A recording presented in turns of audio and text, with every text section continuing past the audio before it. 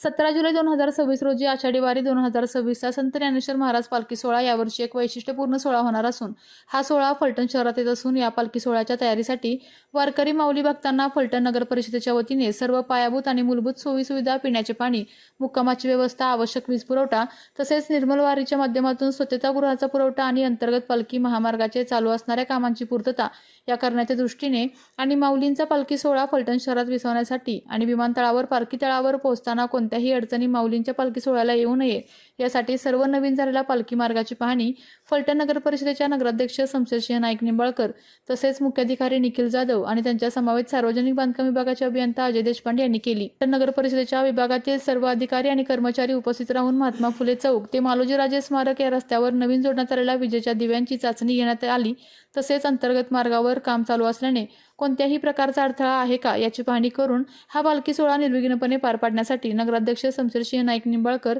प्रत्यक्ष सर्व गोष्टींचे जातीने पाहणी करून कार्यरत राहणार आहेत. या फलटण शहरामध्ये सन्माननीय नगराध्यक्ष या फलटण नगरीचे आदर्श असं काम करणारे सन्माननीय नगराध्यक्ष शमशेरसिंह नाईक निंबाळकर यांच्या नेतृत्वाखाली या शहराची घोडदौड, विकासाची घोडदौड सुरू आहे. अतिशय चांगल्या पद्धतीनं जे खासदार साहेबांनी शब्द दिला होता फलटण नगरपालिकेच्या इलेक्शनच्या अगोदर आणि त्यांनी जे वाटचाल केली की जिंती नाक्यापासून ते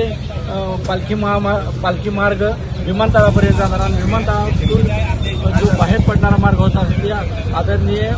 नेते सन्माननीय भारतीय जनता पार्टीचे नितीनजी गडकरी साहेब यांनी जे मार्ग सांगितला त्या मार्गानुसारच ही वाटचाल चालू झाली आणि शहरामध्ये अतिशय सुंदर असा कॉन्क्रीटचा मार्ग जो 40-50 वर्ष त्या रस्त्याला काय होणार नाही असा सुंदर मार्ग या शहरामध्ये निर्माण झाला आणि त्या रस्त्यावर अतिशय सुंदर देखणे असे दिवे, पथदिवे बसवण्याचं काम या शहरामध्ये आदरणीय आमचे नेते नगराध्यक्ष शमशेरसिंह नाईक निंबाळकर यांच्या नेतृत्वाखाली या शहरामध्ये पथदिवे लागले. सुंदर असं शहरातल्या लोकांच्या प्रतिक्रिया येत आहेत. एक आत्ताच सांगितलं माझ्या सहकाऱ्यांनी की शहराची बारामतीच्या धर्तीवर एक घोडदौड चालली, वाटचाल चालली. निश्चित असं काम, भरीव काम, एक देखणं काम, सुंदर काम, फलटण शहराच्या सौंदर्यात भर घालणारं काम या नगराध्यक्षांच्या माध्यमातून सर्व नगरसेवक, मुख्याधिकारी आणि सर्व टीम यांच्या सहकार्यातून आणि शहरातले नगराध्यक्षांच्या नेतृत्वाखाली जी टीम काम करते, सर्व समित्यांचे सभापती आणि सर्व नगरसेवक, नगरसेविका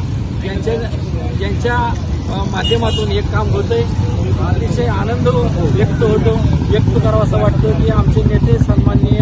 खासदार रणजितदादा नाईक निंबाळकर यांच्या नेतृत्वाखाली हे काम चाललंय. मी एवढंच म्हणेन की या फलटण शहराचे, या तालुक्याचे भाग्यविधाते सन्माननीय रणजितदादा आणि त्यांच्या जोडीनं काम करणारे सन्माननीय आमदार सचिनजी पाटील आणि या शहराचं दैदित्यवान नेतृत्व असं शमशेरदादा नाईक निंबाळकर हे आम्हाला अतिशय